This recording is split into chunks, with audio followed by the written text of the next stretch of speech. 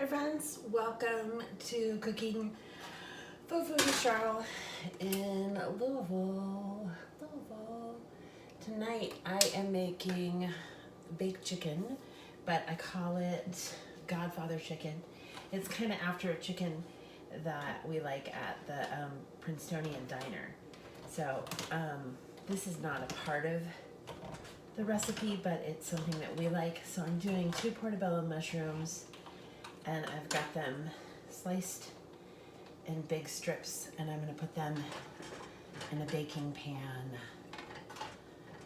I'm not sure that's the pan I'm going to use yet. I think I might use that for the chicken.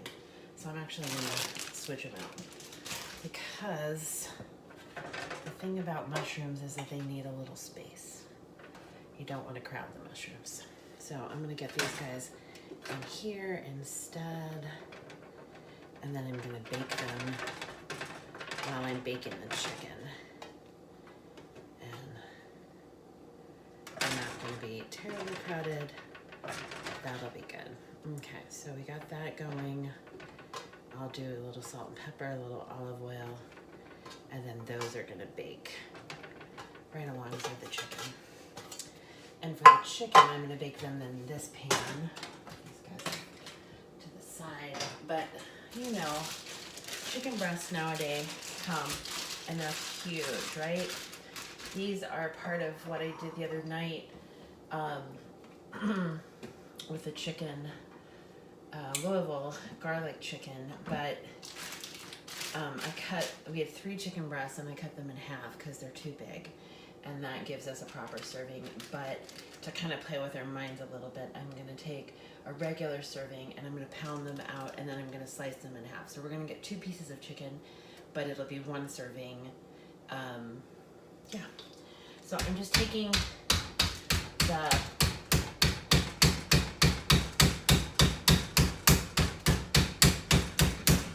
rolling pin and beating the chicken down.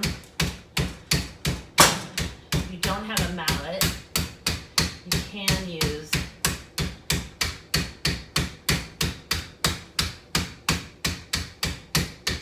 a rolling pin really easily. So I'm going to get all 3,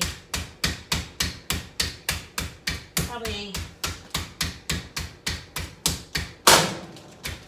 let's see, about a 1/2 inch. 1 more. This is such a nice, easy dish. You can bake it, you can put it in the microwave, or not in the microwave, in the oven. You could do it on the grill in a pan like this. You want to have it in the pan because you want to get the juices with the balsamic vinegar. Now, or vinaigrette. If you don't like balsamic vinegar, because I think some people don't, right? For some people it's not a nice flavor.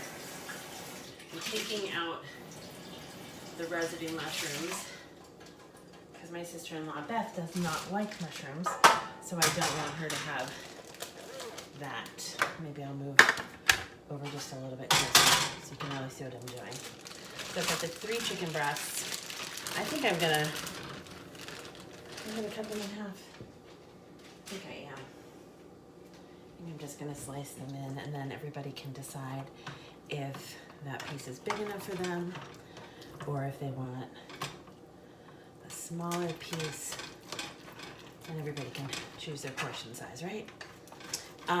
But you could do this with red wine vinegar. You could do it with apple vinegar. It really depends on the vinegar that you like. I really like balsamic, and that's what the Princetonian uses, so that's what I'm going to use. So, okay. I've got those guys in there, and I'm actually going to use part of a salad dressing tonight to be the marinade, juicy part. I need to wash my hands really fast.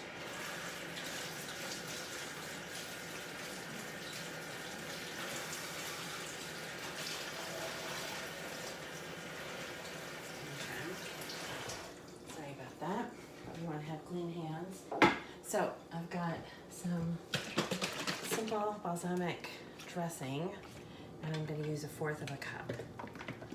And this is going to have some different herbs in it, and that's okay. And then I'm going to do, you know me, herb de Provence, right? I have a group of friends that I've been friends with since my teens, my 20s, my camp friends, my camp girls. And a couple of years ago when we got together, we each brought a gift. I think it had to be, or was supposed to be under $5 an item.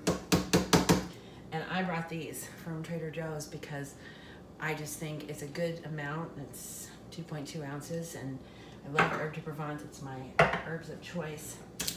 Now I'm opening a jar of roasted red peppers, and this is going to be the other main element in this with the chicken. So I'm just going to take these peppers out and maybe divide them a little bit more. But that's the other thing that's going to be in here.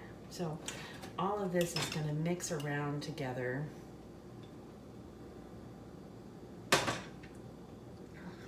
And I'm going to use this whole jar, and you can get these jars at the grocery store or at Trader Joe's, but roasted red peppers, let them do the work for you. They're so good. They're great in salads. You can chop them up and use them for pimento cheese. You get some good big chunks of roasted pepper in here. And then this would be great if you added a little vinegar to that, and that's going to give you some really beautiful flavor because that oil's had those peppers in them. So I'm going to give it a splash of salt and pepper.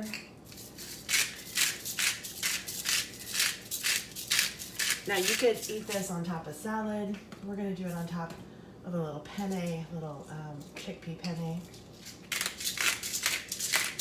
And a salad. That Peyton and I will mix our chicken with the portobello mushrooms, but like I said, Beth doesn't like that, so that's not going to be her thing. I did not salt the chicken, but that's okay because I've salted the whole dish. We're going to just let that get in there. Just going to mix it up and let this baby bake. And I actually have a really beautiful finishing balsamic that Brian and Laura Gidney gave me. And or did Beth? No, I think it was Brian and Laura. It was Beth, I'm sorry. But I think it was Laura and Brian. Anyway, I have really lovely gifts from some various Gidneys for little visits we've had. So this is it. That's what's going to in the oven. Godfather chicken. Make this. I'll let you see it when it's done. I am going to put a little bit of Italian cheese on top, but it's really simple, right? So that's the chicken ready to go. Let's get the mushrooms, a little drizzle. They're not going to get balsamic because Peyton might want them for sandwiches or something else, and I don't know. Because we won't need all of these, right? Salt, a little pepper. I'm going to bake these for about 40 minutes. I'm going to turn everything at some point in the middle. And we're going to call it good. Get this going. Okay.